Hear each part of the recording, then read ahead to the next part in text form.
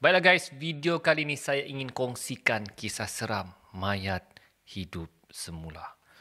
Tunggu selepas ini. Assalamualaikum warahmatullahi wabarakatuh dan salam sejahtera. Selamat datang ke channel Alif Bosco.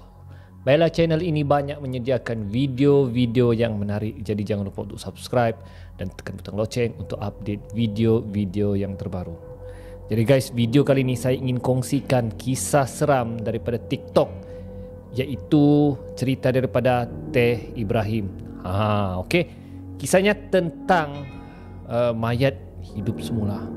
So, apakah kisahnya? Jom dengar cerita ini. Kisahnya berlaku di sebuah kampung. Terdapat sebuah keluarga, iaitu suami isteri lah, ya. Si suami ni, okey, dia beritahu kepada istrinya dia berkeinginan untuk makan bubur. Jadi si isteri pun sediakanlah bubur makanan untuk suaminya. Tengah-tengah istrinya menyiapkan bubur untuk suaminya, tiba-tiba dia terdengar satu benda jatuh dan sangat kuat. Jadi isteri dia hairan, bunyi apakah itu? Dan bila istrinya lihat apa benda yang terjatuh itu, rupa-rupanya suaminya tersungkur dari tangga, dan akibat jatuh daripada tangga tersebut suaminya telah meninggal dunia. Jadi sedihlah si isteri ini kerana suaminya tidak sempat makan bubur yang disediakan olehnya. Kebiasaan di kampung tersebut, sekiranya ada orang meninggal, mereka lewat sedikit untuk kebumikan mayat tersebut sebab mereka menunggu anak-anak kepada arwah tersebut datang sebelum dikebumikan. Jadi masa tu memang mayat tu bermalaman lah. Oleh kerana hari tersebut mayat belum dikebumikan, jadi mayat tersebut bermalaman dan mayat tersebut bergilir-gilir untuk dijaga. Jadi sehinggalah seorang kakak ni dia menjaga mayat tersebut. Okey. Dan istrinya bagi tahu, kalau kau penat, bagi tahu makcik, nanti makcik yang tukar untuk jaga. Jangan sesekali tidur, ya. Kalau kau tidur, nanti sesuatu yang berlaku. Jadi kakak tu pun menjagalah mayat arwah tersebut, ya, malam tu. Tapi kakak tersebut terlalu mengantuk menyebabkan kakak yang menjaga mayat tersebut tertidur. Tidak lama kemudian si isteri terdengar seperti ada bunyi piring, ya, di dapur. Dan dia heran, siapa yang berada di dapur tengah malam begini.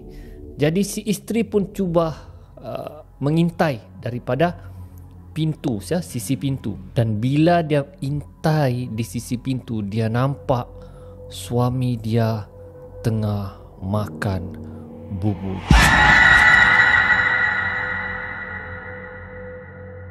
Dia terkejut kerana suami dia hidup semula.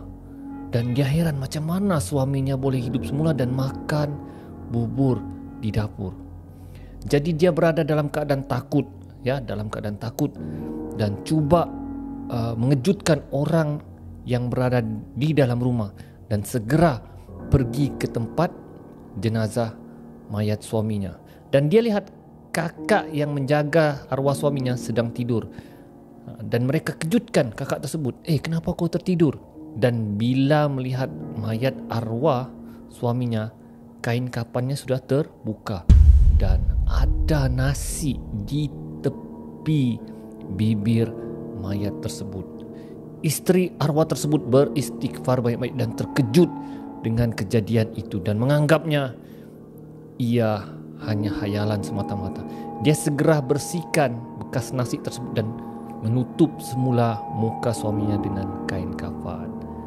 Dan keesokannya arwah tersebut berjaya dikebumikan dengan selamat. Namun ia tidak berakhir di situ.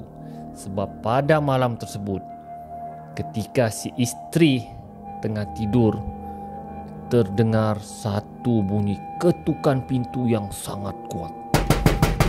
Hingga pintu itu seperti hendak pecah. Jadi si isteri pun terkejut. Siapakah yang mengetuk pintu. Dan bila dia buka pintu, dia terkejut. Arwah suaminya betul-betul di depan pintu. Dan arwah suaminya meminta makanan bubur. Aku mau makan bubur. Aku mau makan bubur. Aku mau makan bubur, sambil tersenyum. Jadi isteri arwah tersebut terkejut dan bergegar melihat kelibat suaminya masih hidup di depan pintu. Akibat ketakutan, isteri arwah itu tutup pintu dan lari bersembunyi di dalam bilik. Dan dia beristighfar dan baca doa banyak-banyak. Tidak lama kemudian dia dengar di dapur sekali lagi ada bunyi piring, seperti ada orang makan di dapur.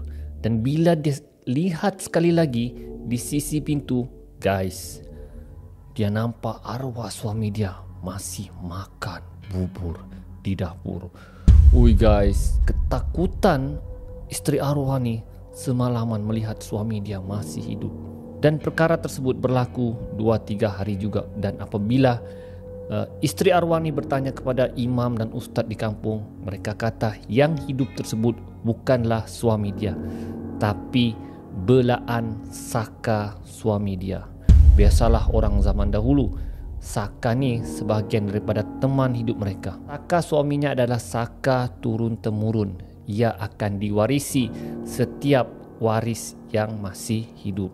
So, yang datang tu adalah saka dia untuk mencari waris yang seterusnya. Jadi guys, itulah dia kisah seram kita kali ini. Benda saka ni bukanlah sesuatu yang mustahil dan asing bagi masyarakat Melayu. Yang merupakan kisah turun-temurun oleh masyarakat Melayu. So, dalam Islam, membelah saka samalah kita membuat perjanjian dengan jin. Dan dalam Islam benda itu syirik dan khurafat. Kalau boleh, janganlah kita buat perjanjian dengan jin.